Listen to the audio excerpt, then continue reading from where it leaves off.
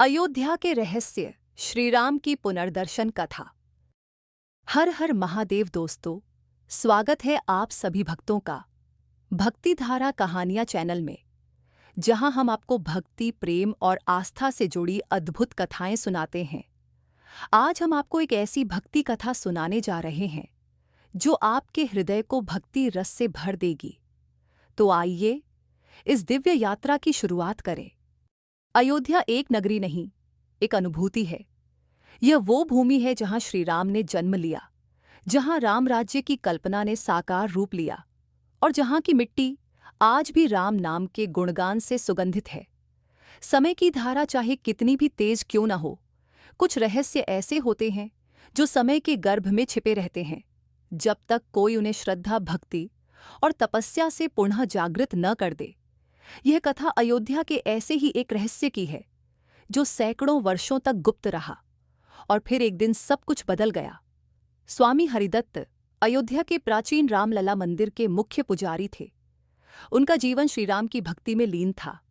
वे ब्रह्म मुहूर्त में उठते, गंगा जल से स्नान करते और रामलला को ताज़ा फूलों की माला चढ़ाते।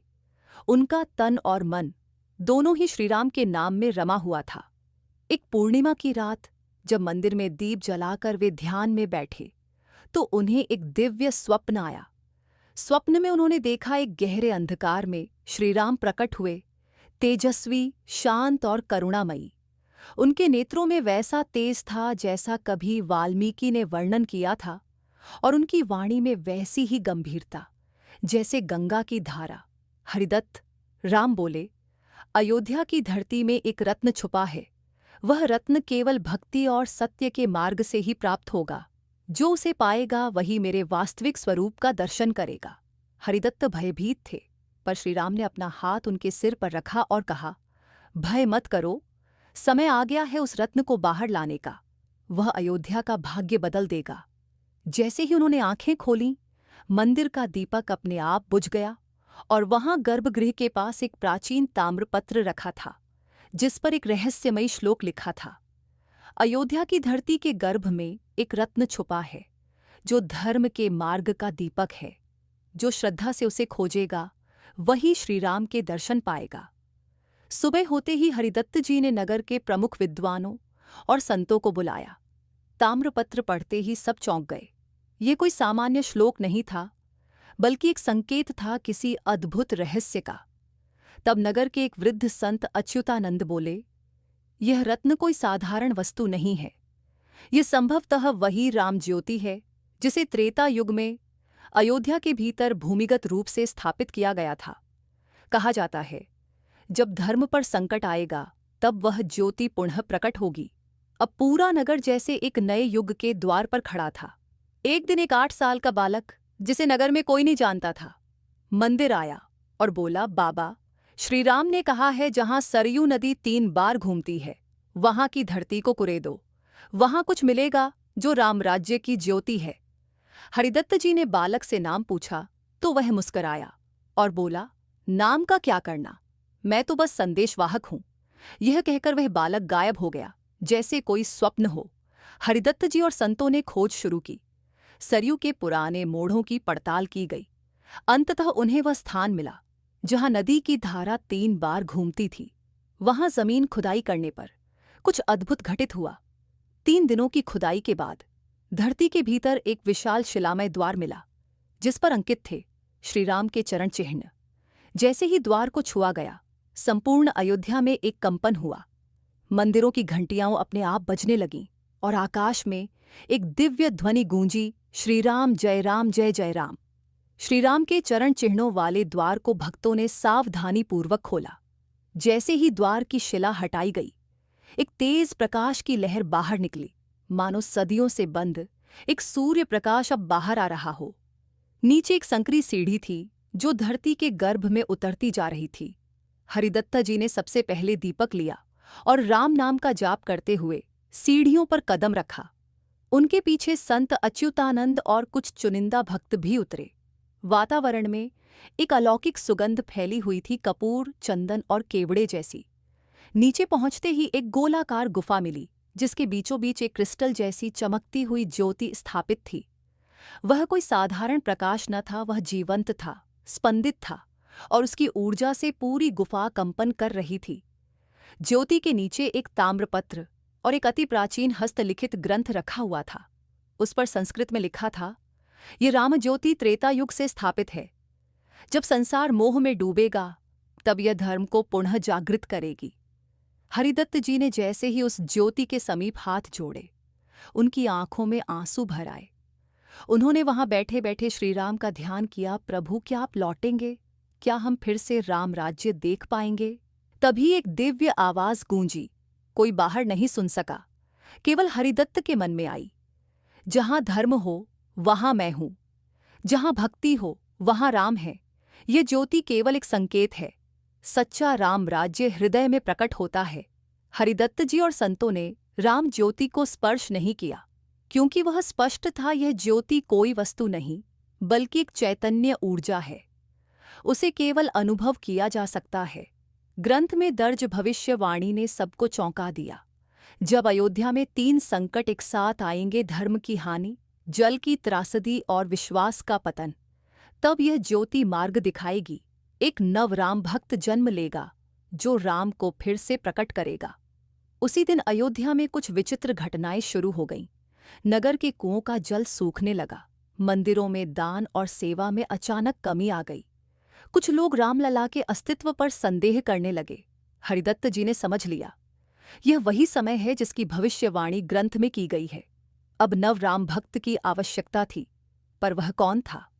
3 दिन बाद वही बालक फिर से मंदिर आया, जिसने पहले सरयू नदी के रहस्य का संकेत दिया था। उसने मंदिर के सामने बैठकर श्रीराम की चौपाई गानी शुरू की। भय प्रकट कृपाला दीन दयाला, कौसल्या हितकारी, हर्षित महतारी मुनि मनहारी, अद्भुत रूप विचारी। लोगों ने उसे पहचाना और जैसे जैसे उसका भजन आगे बढ़ा, रामलला की प्रतिमा से दिव्य प्रकाश निकलने लगा। यह वही ज्योति थी जो भूमिगत गुफा में थी, अब वह मंदिर में प्रकट हो चुकी थी। हरिदत्त जी ने आगे बढ़कर उस बालक से पूछा, बालक, तू कौन है? वह मुस्कराया और धीरे से बोला, जहां राम नाम है वहां मैं हूं। जब भी राम को भुलाया जाएगा मैं याद दिलाने आऊंगा। मेरे शरीर का नाम नहीं, मेरी आत्मा ही राम है। लोग स्तब्ध रह गए। वह बालक धीरे धीरे अलोप हो गया। राम ज्योति के प्रकट होने के कुछ ही दिनों बाद अयोध्या में शांति की जगह अजीब हलचल देखने को मिली। उत्तर दिशा से एक राजा मल्हार सेन अपने विशाल दल बल के साथ अयोध्या में आया।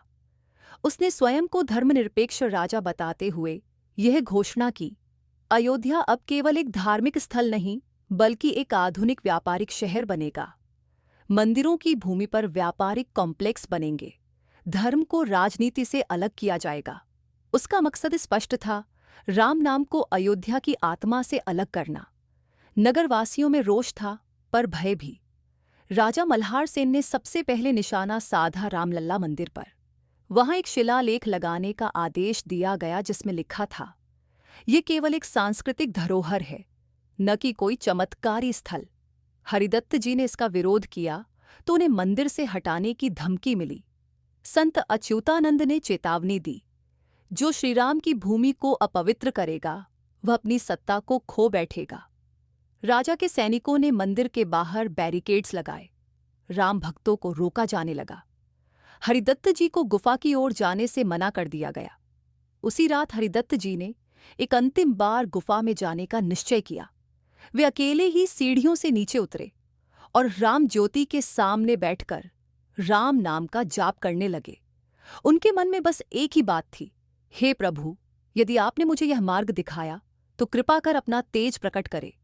अयोध्या आपकी है, इसे बचाइए। जैसे ही उन्होंने 108 बार श्रीराम का नाम लिया, गुफा में तेज प्रकाश फैल गया। ज्योति ने अचानक एक ऊंची लपट का रूप लिया और उसमें श्रीराम का अमूर्त स्वरूप प्रकट हुआ। उनके नेत्रों से करुणा और शक्ति दोनों ही झलक रही थीं। श्रीराम ने कहा, हरिदत्ता, संकट की घड़ी में केवल तलवार नहीं, भक्ति भी रक्षा करती है। जाकर नगरवासियों को बुलाओ, अब समय है राम को पुनः स्थापित करने का। सुबह होते ही हरिदत्त जी ने नगर में संदेश भेजा, राम ज्योति का चमत्कार आज सब देखेंगे। हजारों लोग मंदिर के बाहर जमा हो गए। मल्हार सेन ने सैनिक भेजे, उन्हें हटाने पर जैसे ही सैनिक मंदिर की चौखट पर पहुंचे, उनके शरीर जड़ हो गए। वे न हिल सके न बोल सके। भयभीत होकर राजा स्वयं मंदिर पहुंचा। हरिदत्त जी ने रामलला के गर्भगृह का द्वार खोला। अंदर से निकली तेज रोशनी ने पूरे परिसर को स्वर्णिम बना दिया। उसी पल हवा में राम नाम गूंजा। राम नाम की महिमा अपरंपार, जो करे अपमान हो जीवन से लाचार। राजा मल्हार सेन ने घबराकर घुटनों के बल आकर क्षमा मांगी। उसने कहा, मैंने राम को केवल मूर्ति समझा, परंतु आज जाना कि वे चेतन हैं, जागृत हैं। राजा ने आदेश वापस लिया। सभी मंदिरों की भूमि वापस की गई। राम ज्योति को नगर के मध्य रामशिला में प्रतिष्ठित किया गया। हरिदत्त जी ने सब भक्तों को एकत्र कर कहा, राम राज्य कोई शासन प्रणाली नहीं, बल्कि एक चेतना है जहां सत्य, धर्म, करुणा और सेवा हो। नगरवासियों ने उस दिन से प्रतिदिन राम सेवा और जनसेवा को जीवन का लक्ष्य बना लिया। मंदिरों के बाहर अन्नदान केंद्र, गुरुकुल और सेवा भवन खुलवाए गए। अयोध्या पुनः राममय हो गई, भक्ति, संस्कृति और सेवा का केंद्र। हरिदत्त जी ने कुछ वर्षों बाद गुफा के पास एक कुटी में रहकर राम नाम में विलीन होकर शरीर त्याग दिया। उनकी समाधि पर लिखा गया, जिसने राम को हृदय में जिया वही सच्चा अयोध्यावासी। राम के नाम में जो रम गया वही अमर हो गया। आज भी उस गुफा को राम ज्योति धाम कहा जाता है। वहां केवल भक्ति करने वाले ही प्रवेश कर सकते हैं। कहते हैं, यदि कोई सच्चे हृदय से राम का नाम ले और वहां ध्यान करे तो उसे प्रभु का दर्शन होता है, जैसे हरिदत्त को हुआ था। अयोध्या का वह रहस्य आज भी जीवित है, पर केवल उनके लिए जिनके हृदय में श्रद्धा हो और जिनकी आत्मा कहे, जय श्री राम। दोस्तों, अगर आपको ये कहानी अच्छी लगी हो तो कृपया इसे अपने मित्रों और परिवार के साथ साझा करें और भक्ति धारा कहानियाँ चैनल को सब्सक्राइब करें। धन्यवाद।